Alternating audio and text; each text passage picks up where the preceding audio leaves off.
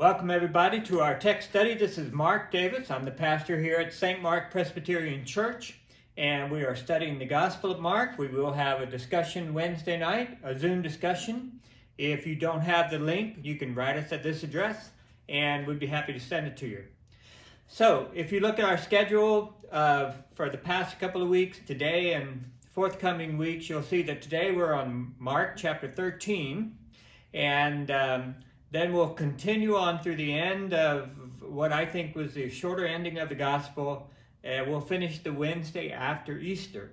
So we're on about a 6-week journey here. And Mark 13, we've got a lot of territory to cover.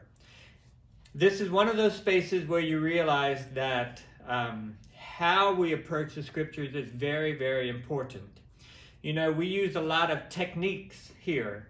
We use translations. We outline the text, we do word studies, we look at historical context, we look at literary context, and these are all tools that we use in our interpretive process. I don't want to ever give you the idea that by using these tools, we are working our way toward the truth. Rather, what these tools do is help us to root out some of the presumptions that we bring to the text so that we could try to hear it a little more in its own authentic voice. I don't want to say objectively, because we always have a disposition toward this text that we'll never get rid of entirely, but we are trying to really discipline our presumptions so that we can allow the text to speak for itself as much as possible. And there's another side of text study that I think we're really going to run into today, and that is that as we read a text as the Word of God, then we have to be open to allowing the text to transform us. It's not just an object that we manipulate, but it is a living subject that is in this kind of circularity of relationship with us. And so what that means is we start to uncover, as we read Scripture, some of the assumptions that we have, and we start to question them, and perhaps we learn a new one. And so if we're not letting the Scripture work on us as we work on it, then we're really not treating it as the Word of God. We're going to see that a little bit today. As you can see, we're reading the 13th chapter. That's a long chapter. It's a chock-full chapter. It's a chapter on which some preachers love to preach and other preachers would never preach to save their lives. It's a chapter that some people love to read and feel like they understand every bit of it. And it's a chapter that some of us read and shake our heads the whole time. So it's a difficult chapter. We're gonna look at it, and here's how we're going to do today. We're going to have a first reading of the entire chapter, just at one swat, because except for the first 4 verses, it is a long discourse by Jesus. It's the only second long conversation he's had, the last being back in the 4th chapter when he talked about the parable of the sower. These are, some people call, the 2 sermons of Jesus in Mark's gospel. It's certainly very long for Jesus.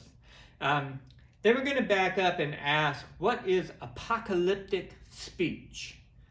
And I want to use that word, but I also want us to take some time defining that word so that we can use it, or at least if we're going to use it with regard to Mark's gospel, we're going to let Mark tell us what it means. And then I want to point out some things that we can notice about the text. We're not going to do a verse by verse. It's too long, too much material. But I do want to just pull your attention to certain things so that when we get to the second reading, you'll have your eyes open for certain things to pick up on patterns and words and so forth. So that's where we're going today. We're going to start with the reading of the text. Mark chapter 13. Friends, listen for the word of God. As Jesus came out of the temple, one of his disciples said to him, "Look, teacher, what large stones and what large buildings." Then Jesus asked him, Do you see these great buildings? Not one stone will be left here upon another. All will be thrown down. When he was sitting on the Mount of Olives opposite the temple, Peter, James, John, and Andrew asked him privately, "Tell us, when will this be? And what will be the sign that all these things are about to be accomplished?" Then Jesus began to say to them, "Beware that no one leads you astray. Many will come in my name and say, 'I am he,' and they will lead many astray. When you hear of wars and rumors of war, do not be alarmed. This must take place first, but the end is still to come. For nation will rise against nation, and kingdom against kingdom. There will be earthquakes in various places. There will be famines. This is but the beginnings of birth pangs. As for yourself, beware, for they will hand you over to councils, and you will be beaten in the synagogues, and you will stand before governors and kings because of me as a testimony to them. And the good news must first be proclaimed to all the nations. When they bring you to trial and hand you over, do not worry beforehand about what you are to say, but say whatever is given to you at that time. For it is not you who speak, but the Holy Spirit.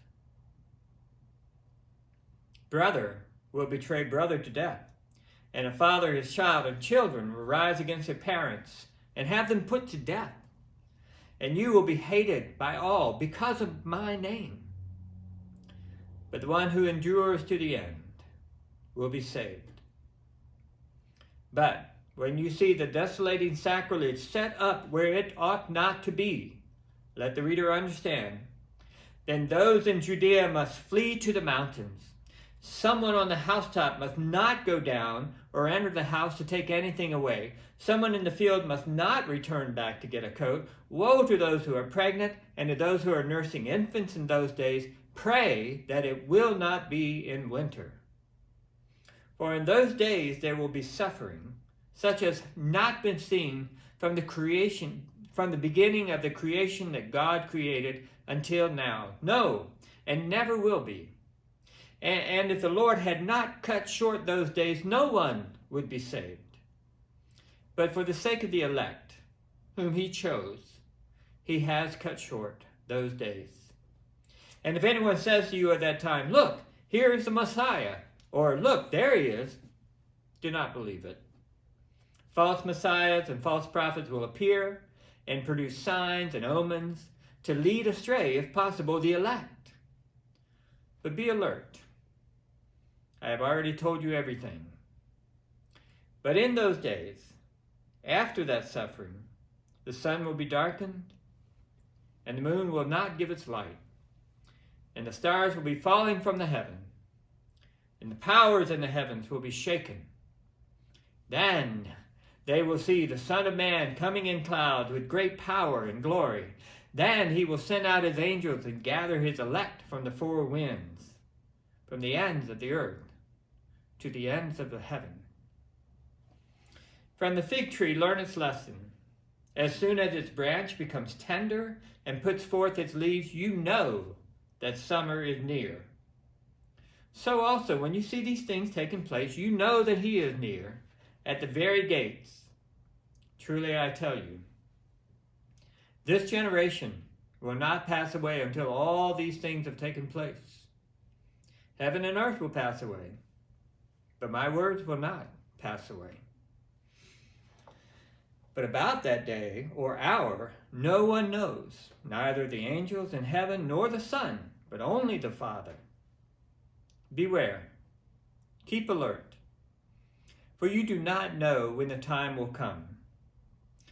It is like a man going on a journey, when he leaves home and puts his slaves in charge, each his own work, and commands the doorkeeper to be on the watch. Therefore, keep awake, for you do not know when the master of the house will come, in the evening, or at midnight, or at cockcrow, or at dawn. or else he may find you asleep, and he comes suddenly. And what I say to you, I say to all, keep awake. This ends reading. Thank goodness, right? This ends reading. So what I want to do, before we actually start looking at content here, is to talk a little bit about what we mean by the phrase apocalypse or apocalyptic speech. This 13th chapter of Mark is often called Mark's little apocalypse. We'll ask later whether that's the right thing to call it. And it is the kind of literature that you see in the book of Revelation and in some other places that are often called apocalyptic speech. So I want to spend a little time just talking about what we mean by the phrase apocalyptic speech, what it seems to portend, what it seems to communicate, and so how we might read something that's in this very peculiar kind of language and peculiar kind of speech. All right? So we're going to start with the meaning of the word apocalypse itself. We're going to look at several other apocalyptic texts in the scriptures so we can see how we might suggest this genre to be. And then we'll ask the question, is Mark chapter 13 Mark's little apocalypse? It's not altogether clear that that is the right thing to call it, but we also don't know what else to call it sometimes. So we'll talk about that, and then we'll get back to the text. So let's start with this word apocalypse, okay? What we have here is the Greek rendering of the term apocalypsis, and that is the first word in the book of Revelation. It is the word, it might be preceded by a definite article, but it's the word that is translated revelation. It's the word from which the book of Revelation gets its title. It's singular. It is a revelation.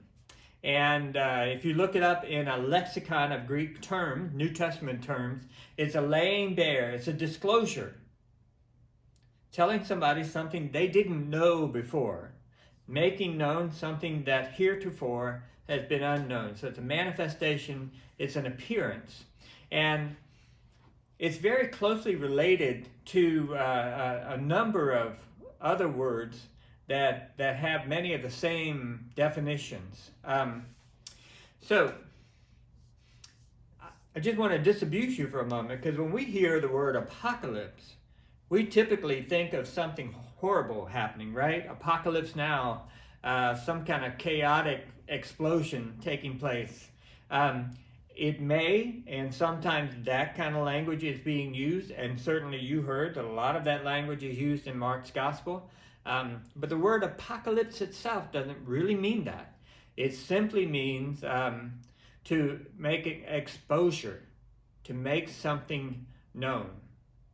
So, apocalyptic literature then is the literature that uses that kind of language. But I want to suggest that apocalyptic literature is protest literature. It's not predictions about the ultimate end times, the end of the world as we know it. It's typically said in global terms to address a local situation. Remember that? Typically put in global terms, sun, moon, stars, nations, the whole world. You know, the language is the language of the world itself, but it's usually addressing a particular located incident. And it's protest literature. It's literature by those whose voices have been silenced. Typically, when we read apocalyptic literature, it's a protest over and against some kind of imperial power. One of the great empires that at some point or another had people of Israel under its regime. It's usually in that kind of context that apocalyptic speech is risen. So, if it's the kind of verbose, globalized language a protest against an empire, but pertinent to a local situation. There's a fine line between authentic apocalyptic speech and some crazy fanatic. There's a fine line between somebody who simply lost it and going on and on about, things global, and someone who's authentically giving a protest and doing it in the strongest of terms. So when we read apocalyptic literature, or when we call something like chapter 13 of Mark's Gospel apocalyptic, we want to make sure that we're reading it as protest literature, and we want to make sure that we're attentive to the historical moment that it is addressing, and then honor the global language, the just verbosity of thought and language that goes on in apocalyptic speech, as being a way of identifying it as a judgmental apocalyptic speech. Okay? This is not the genre of literature that you read literally. If you do, it makes no sense. And I'll demonstrate that for you in a moment. So, when we think about apocalyptic text, Mark chapter 13 is not the only space that we call apocalyptic in the Bible. Typically in the Old Testament, not always, we think of what are often called epiphanic or theophanic text. And these are just kind of fancy words. Epiphanic just means an epiphany, which also means an appearance, a manifestation of some sort. And theophanic means an appearance of God. Theo and phany. Theophany is the appearance of the theos, of the divine. One example from the Old Testament, which is very pertinent to our reading in Mark, is Daniel, the second half of Daniel. So we're going to look at that. We're going to glide through the Mark 13 in parallels, because that's what we're looking at on the whole. But then we'll also look at the book of Revelation for a moment. These are probably the most identifiable apocalyptic texts, or texts that are considered to be apocalyptic speech in the Bible. Second half of Daniel, Mark 13, and the book of Revelation. So let's walk through a couple of those then. The theophanic text. I want to take you back to a scripture in 1 Samuel 18 and just show you how apocalyptic literature works, okay? And I'm using, for my purposes, I'm not making a lot of distinction between epiphanic, theophanic, and apocalyptic. I think they're all texts that uncover or make manifest the divine.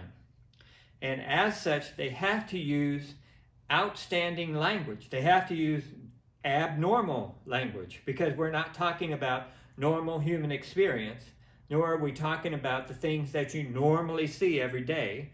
We're talking about the divine. This is a revelation of the divine, a revelatory text. And as such, it's going to be, it's got to be extraordinary in its construction. So if you read 1 Samuel chapter 18, there's no apocalyptic text there whatsoever. It's a story about David when he was on the run from the king named Saul. And King Saul had found out that David was God's anointed one, David was God's destined one, and David was being popular, and Saul was intensely jealous.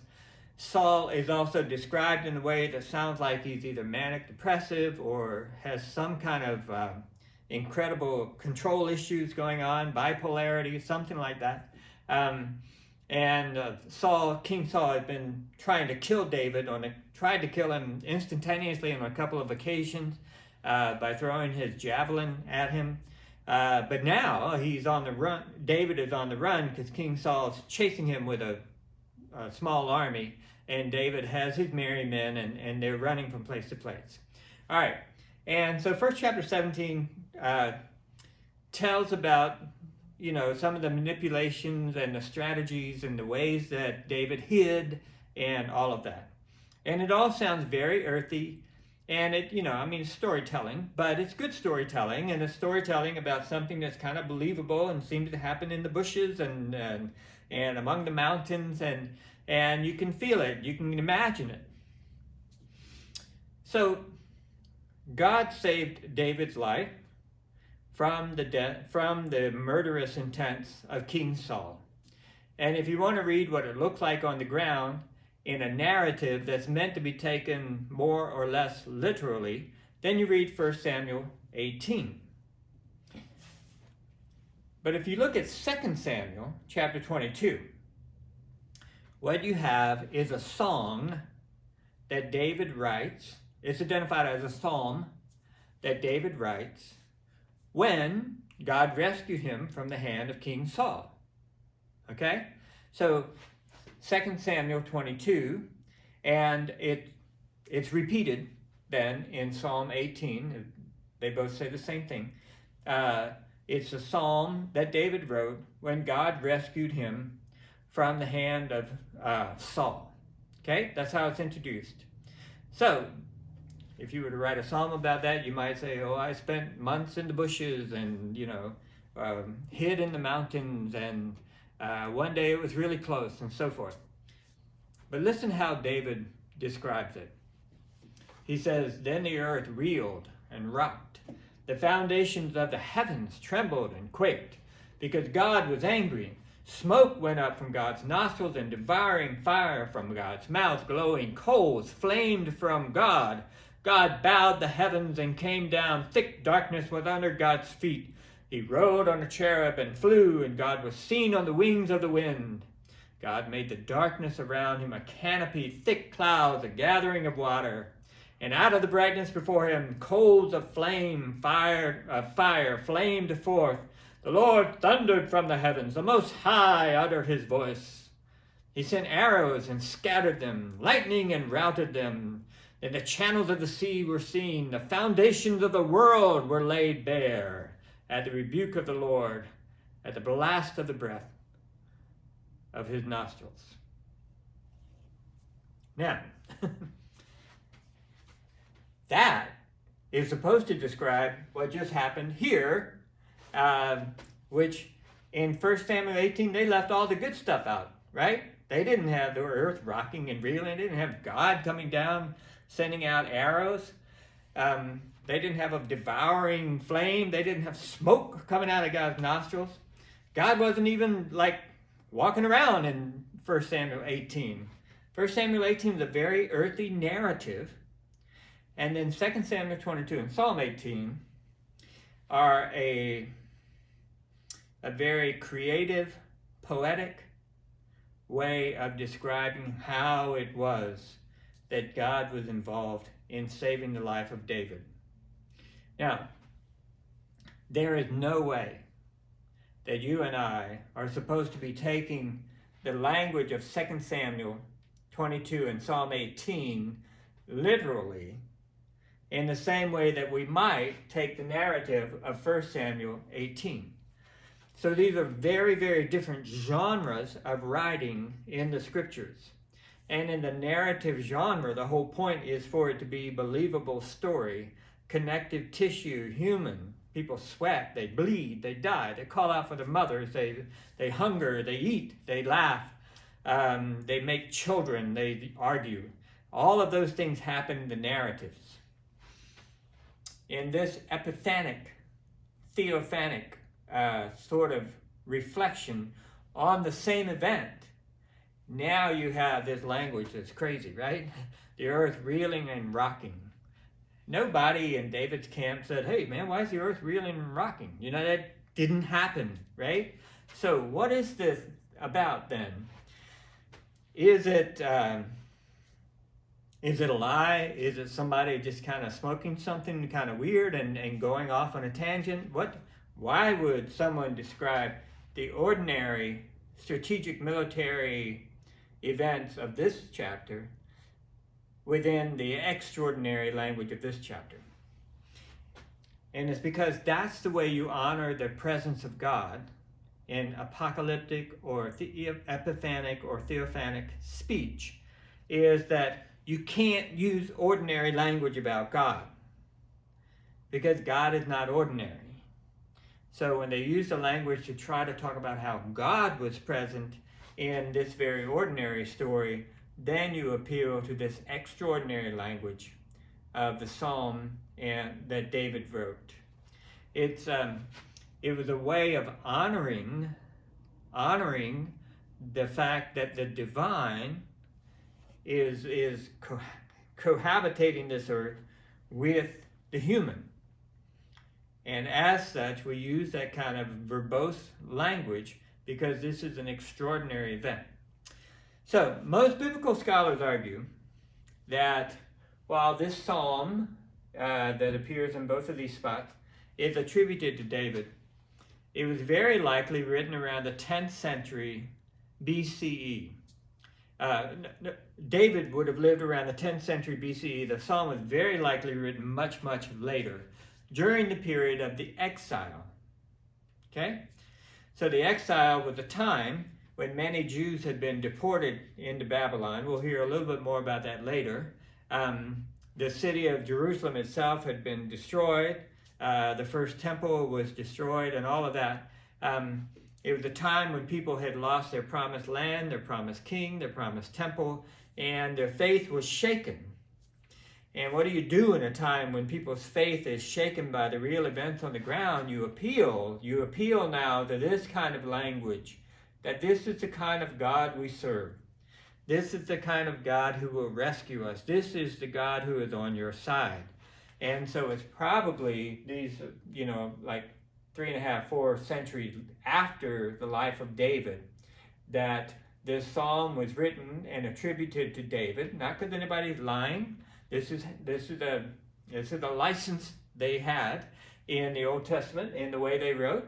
And what they're doing is they're trying to show in ordinary words, through extraordinary expressions, the fact that the divine is here and you can trust in it.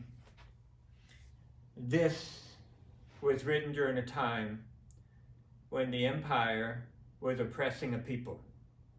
And what happens when an empire oppresses a people is that their identity becomes in question, and they worry for their survival as a people of this God. And so this type of writing is a way of buffeting up the spirit of those who are under an alien empire. I wanted you to see that example because when you compare those two chapters, it is very, very clear that apocalyptic, epiphanic, theophanic language, this poetic language of resistance, is never intended to be taken literally like the narratival language of 1 Samuel 18. It's a different genre of writing.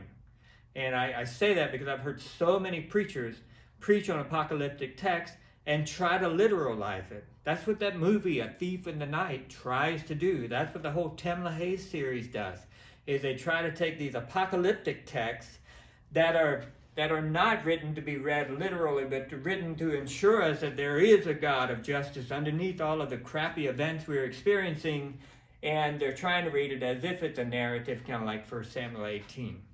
And I think that just fundamentally is a dishonest way of reading the scriptures. So, when I say apocalyptic literature is protest literature, it's not close your eyes and emit a bunch of predictive stuff literature. It's protest literature in a time when an empire is threatening a people's identity. And usually during a surge in that threat, in a way that the identity really feels threatened, apocalyptic speech is a way of holding on to faith. So the redaction note is that 2 Samuel 22 was written during a time when they needed to know that God was alive in their world, because they were now being taken away into exile. Another example of apocalyptic literature is the second half of Daniel. Now, You know the story of Daniel in the lion's den. You know the story of Shadrach, Meshach, and Abednego, the three Hebrew boys, Hebrew young men who were thrown into the fiery furnace and survived. All of those stories, which are stories of Daniel and the other three being taken out of Israel into Babylon, into exile. This is an exile story. All of those stories are told in a narratival fashion. And what's significant about Daniel is, first of all, he and Shadrach, Meshach, and Abednego refused to eat the king's rich foods because the king is trying to build them up to make good servants out of them, because they're promising they're smart and they're going to be really, really good servants if they're very healthy and they get trained well. They refuse to eat the king's rich food and insist on just eating fruits and vegetables. They don't drink alcohol. They're Nazarites in that respect. They maintain their religious identity, which is why Daniel was thrown into the lion's den for praying toward Jerusalem 3 times a day. They really show what it means to defy the empire by maintaining your strict religious identity. Daniel is particularly marked as a dream reader. In some respects, Daniel's story is kind of a retelling of Joseph, who was able to read Pharaoh's dreams, right? And that made him the second highest person in the kingdom of Egypt back in the book of Genesis. In Daniel's story, he's another Joseph figure. He's able to read dreams, and as such, he becomes the second highest person in the kingdom of King Nebuchadnezzar. So it's kind of retelling of the Joseph story. It's a little different. We'll talk about this some other time. And that's all in the first 6 chapters. When you get to chapter 7 and through the end, Daniel's no longer the dream reader. Daniel is having dreams. And Daniel is unable to interpret the dreams. He cries out in anguish because he needs to know, he needs to understand, and he needs divine help. He needs an angel to come and interpret the dreams for him. So it's very, very different. So the first story is written about someone named Daniel during a time of exile, and the second half is in the first person. And the second half is a book. Daniel is told, write this book. So it's not a story about someone named Daniel. It's Daniel being told, write a book about these things. And so these are the things that Daniel's writing about. There's kind of an incredible difference there. So chapter 7 begins with a very brief narration. We don't have much story here. It's almost all dream reading. In the first year of King Belshazzar of Babylon. So already the narrative has shifted a little bit. Daniel had a dream and visions in his head as he lay in bed. Then he wrote down the dream. That's chapter 7 through 12. Daniel's no longer talked about in third person, but now he's the narrator, or mostly the narrator. He's no longer interpreting dreams. Now he's the dreamer. And his personality seems to have changed. He's no longer this kind of stoic human being who eats bread and water and maintains his prayer life, living under the duress of death. In the second half, he's a wine drinker. And we know that because for a short time, he takes a break from drinking wine. The faith-filled hero that he was in the first 6 chapters, even stepping into the lion's den and suffering no more for it. He trembles at night at the sight of his visions. He constantly needs encouragement to stay strong. So the whole tone of the book changes after chapter 6 in chapters 7 through 12. And a lot of the things that happen in chapter 7 through 12 fall under this genre that we call apocalyptic literature. There's some speculation that the whole book of Daniel, or at least significant parts of it, were actually originally written in Aramaic, a late developing language, and then only laterly translated back into Hebrew, so it would be more in fitting with the books of the Hebrew Bible. Most of us feel that because of the changes in Daniel, that chapters 7 through 12 were not written during the exile when Daniel was living in Babylon, but rather much, much later, particularly somewhere around 168 before the Common Era. So understand, that's usually considered the intertestamental era, after the closing of the Old Testament, before the beginning of the stories of the gospel. There's this about a 400-year period, and it's during that time that we think the book of Daniel was written, the last half of Daniel, and it's probably during that time that the whole book was redacted or edited together as a whole. So you've got this thing being written around 168 BC. Why? Well, the 3rd century before the Common Era, Alexander the Great came through with the great Greek civilization, more or less. The people of Israel are now living under a dominant empire. When Alexander died, that empire was broken up into some competing forces, one in Egypt and one up north.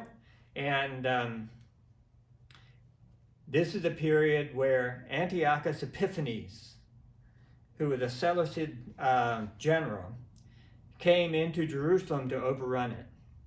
And he did something horrible. He went into the holy place, the Holy of Holies, and he sacrificed a pig, which is a particularly unclean animal, on that altar to Jupiter, or Zeus, the chief god of the Greek god divinity. So this was huge, right? This was a desecration of the holiest place imaginable for the Jewish people. This was the holiest of holy places, and a pig was being sacrificed by this pagan to a pagan god. And Daniel, whoever's writing chapter 7 through 12, whoever's writing in the voice of Daniel here, this apocalyptic literature, is incensed. They refer to it as the Abomination of Desolation. The abominating desolation. The desolating abomination. It's kind of hard to know exactly how to translate which is the noun, which is the adjective there. It's awful on top of awful.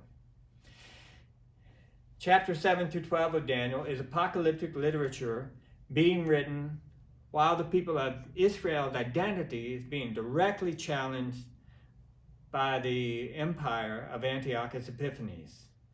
So, again, protest literature. And it uses crazy language that a lot of preachers love to preach from when they're talking about the end times. But in some respect, it's that global language that the writers are using to describe that local horrific situation of the desecration of the Holy of Holies in the temple. And with that, a whole lifestyle and identity.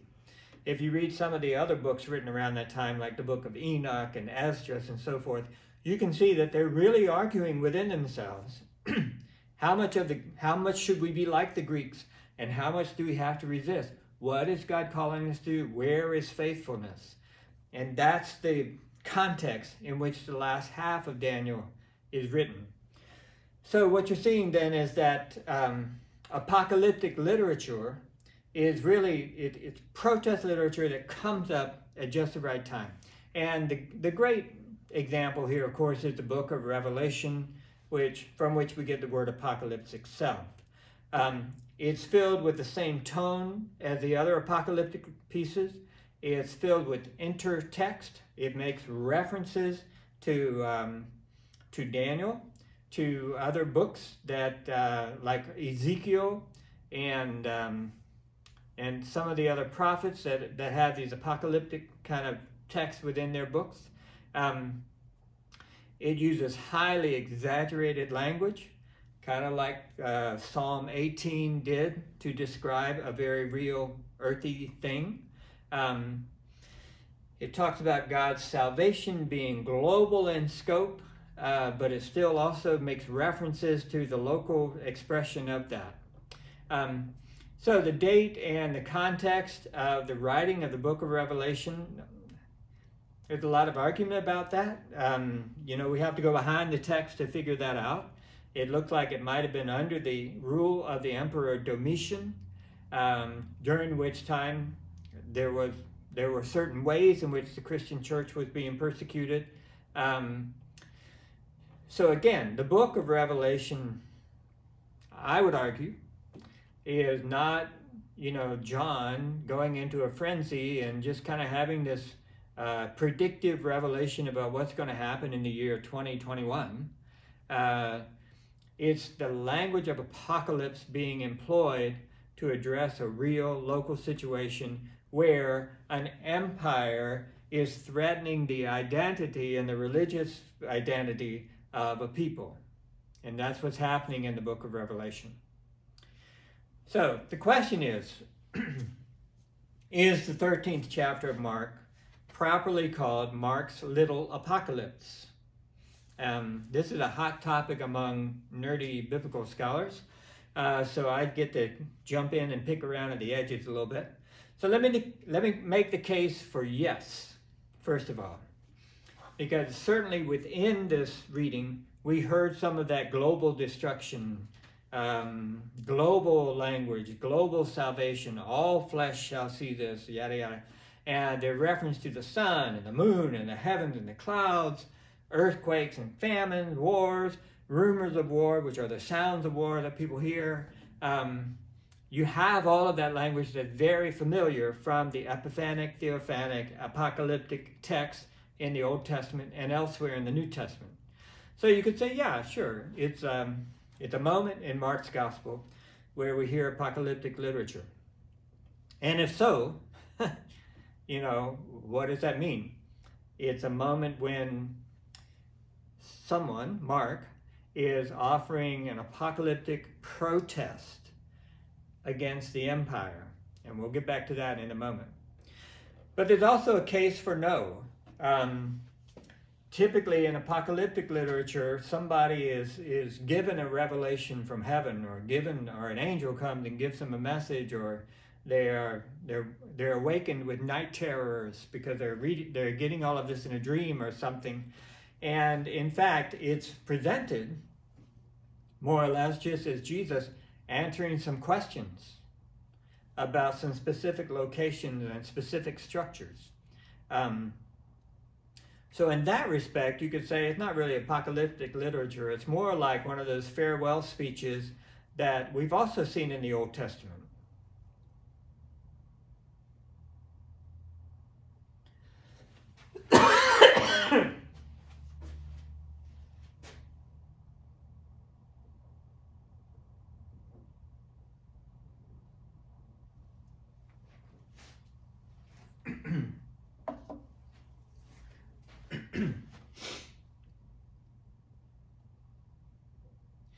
In those farewell speeches, there are encouragements to stay strong, to be faithful, and there are a lot of descriptions about what might happen if one doesn't. So there are a number of ways of looking at this chapter not as an apocalyptic chapter.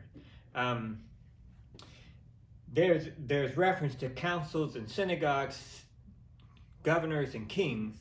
These are all structures of authority with which Jesus has already been brushing up against, or will, in the crucifixion story. So in some ways, this is not so much a big global end of the world sort of thing, as much as something that's happening here and now. So you could say it's an apocalyptic text. You could say it just has apocalyptic language, but in some respects, it's like a farewell discourse.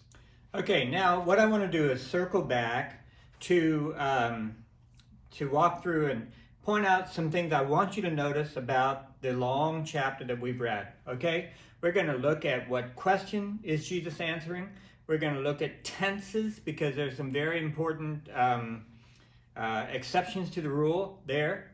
We're going to look at echoes and context echoes of Old Testament and context of history.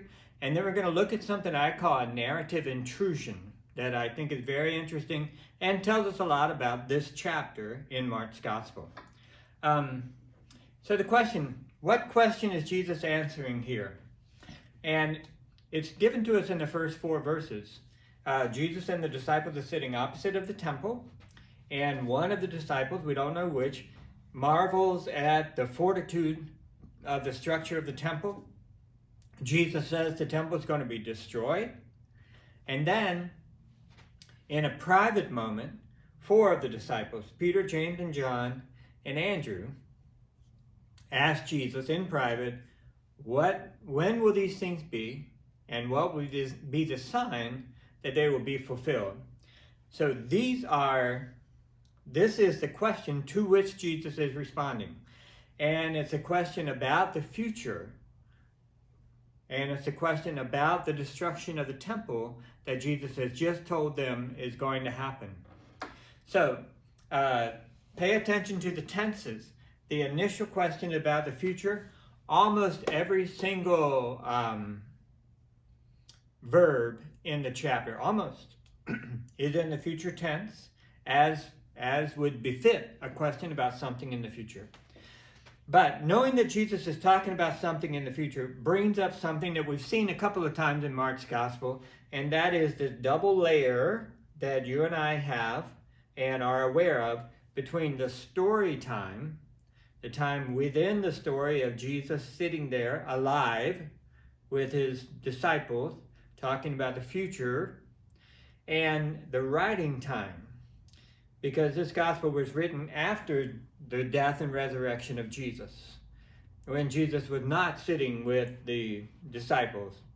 And if we know that there's a distinction between story time and the writing time, now we're going to ask for something that's projected in the future like this.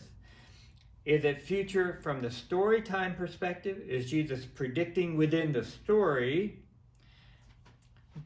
That's one thing. Is Mark writing about the future, or is he writing about something that has in fact happened? Most critical biblical scholars feel that Mark's gospel was actually being written either just before, during, or just after the destruction of the temple, which we know within the year 70 of the Common Era.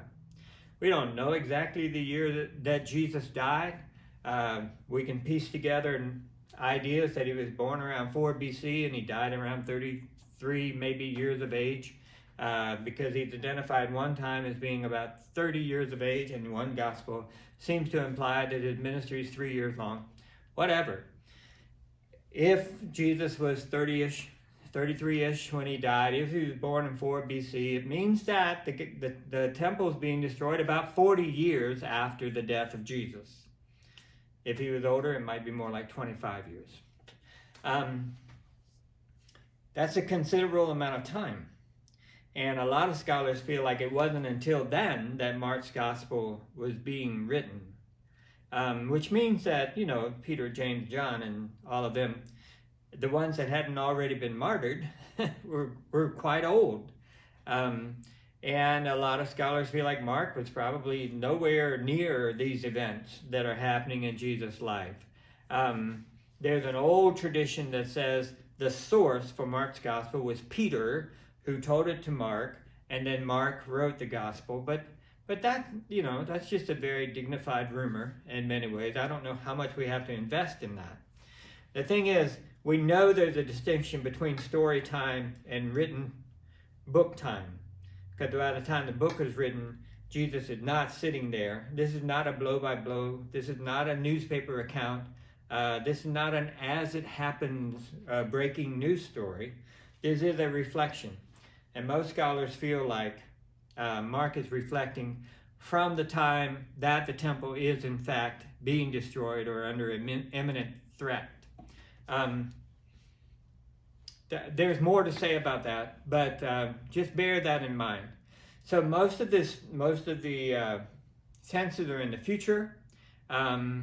There are a lot of things that are going to be happening that you can almost see getting played out in the early history of the church. There are a few things in the book of Acts that look like they could more or less fit within the parameters of what's being described here, but certainly not all of this. Many will come in my name. And not only is it future, but it's also sequential. You get things like in verse 8, after this, these are just the beginning of the birth pains. Verse 24, after those days, after the affliction, the sun will be darkened. Verse 26, then they'll see this. So we do have future prediction, and we have sequencing of the events that are about to happen. Okay? Now, there are two notable caveats in the future tenses. Verse 32, this is really interesting. Pay attention to this, okay? During that day or hour, no one has known. So here you are. Jesus is just kind of giving blow by blow, sequential, play by play description. No one has known, neither the angels in heaven nor the Son, except the Father. So there is a limit to what Jesus knows here. So if you're basing your reading of Mark's gospel on the fact that Jesus knows everything, so this is all predictive future storytelling and not Mark doing a retrospective look, Jesus himself gives the caveat. There's stuff he doesn't know. There's also another caveat. As for yourselves, beware, for they will hand you over to councils, and you will be beaten in synagogues. Look at this. And the news must first be proclaimed to all nations. That's not something that happened immediately, right? This is something that took a number of years. So this is not something that's going to be happening a week after Jesus is crucified and then brought back to life. Even in the story, it's something that's going to be after a progression of the people of Christ in the world. You can almost read hints about the activities known as the book of Acts in that statement. And then pay attention to this tense change. This is huge in verse 20, okay? If the Lord had not cut short those days, no one would be saved. But for the sake of the elect, whom he chose, he has cut short those days. This is an odd moment in a litany full of future events and sequences that suddenly we've got this phrase, if the Lord had not cut short. That is the past tense. Then no one would be saved. That's the past tense. But for the sake of those whom God chose, past tense, he has cut short those days. Past tense. So now, in the middle of all of this future tense stuff, you have an incredible tense change. And what I want to suggest is that chapter 20 is Mark writing to a community who's aware of the destruction of the temple, and a community that's already suffering to some extent some of the events that are being described in this chapter. And this is a sermon that God has shortened these days so that we're going to get through this. We will survive to the end. Those who endure to the end will be saved, Jesus will say. And this is an encouraging text. But it's a really weird, odd change of tense. And it would mean that someone not writing this gospel simply from the perspective of projecting things in the far future, but rather it's someone who's writing from the thick of it, which is why we think Mark's gospel was written around this time. Now, there are also some really interesting echoes in Mark's 13th chapter that I want you to be aware of. For example, the Son of Man coming in the clouds. That's a reference from Daniel chapter 7. Remember? 7 through 12 of Daniel's book are these apocalyptic texts. The phrase Abomination of Desolation is found in Daniel chapter 9, chapter 11, and chapter 12. Very familiar phrase from Daniel's gospel, which referred to the time when Antiochus Epiphanes slaughtered a pig on the Holy of Holies to Zeus, right? And And now that imagery is being used to describe the savagery of what's happening when the temple is being destroyed by a Roman general named Titus. So you have another situation where you have an oppressive empire that's destroying the center of people's identity. And so the writer of Mark's Gospel is using this very evocative phrase from Daniel, because we all know what was going on there. Then you have the language of the sun being darkened. The sun being darkened. Listen,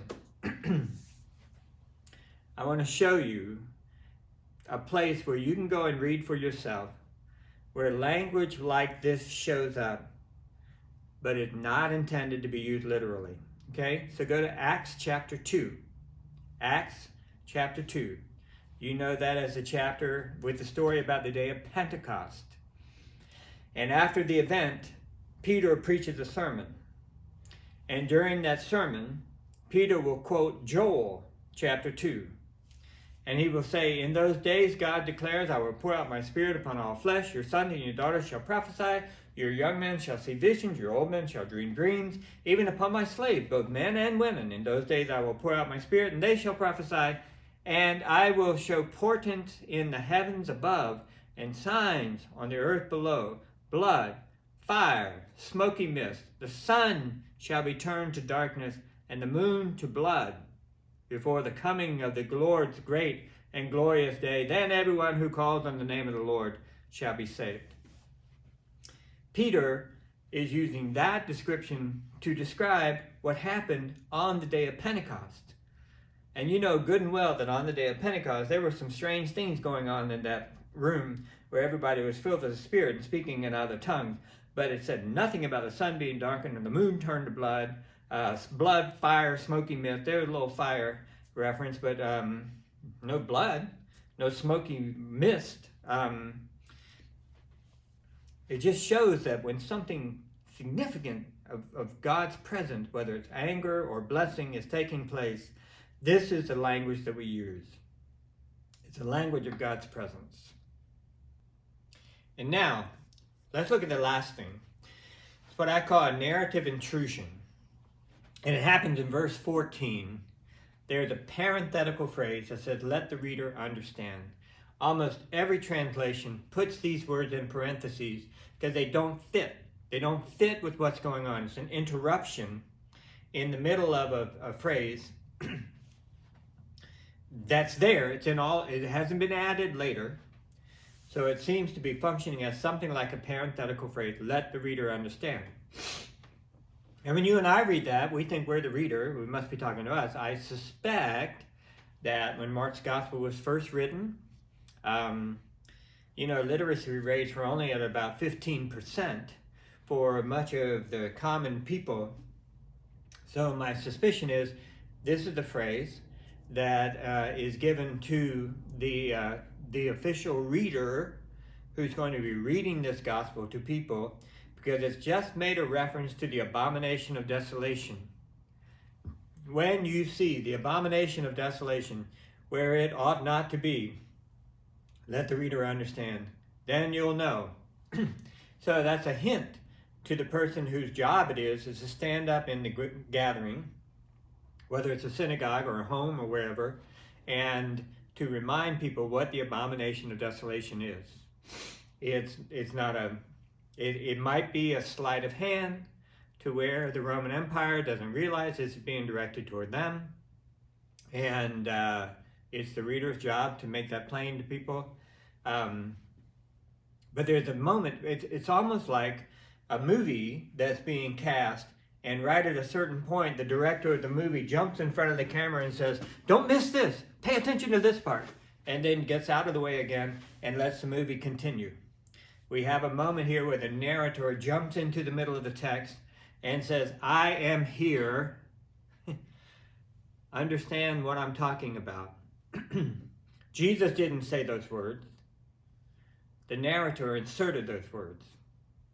And that gives us another sense that you've got real story time, and then you've got very self-consciously active writing going on in presenting this story. The writer is asserting himself.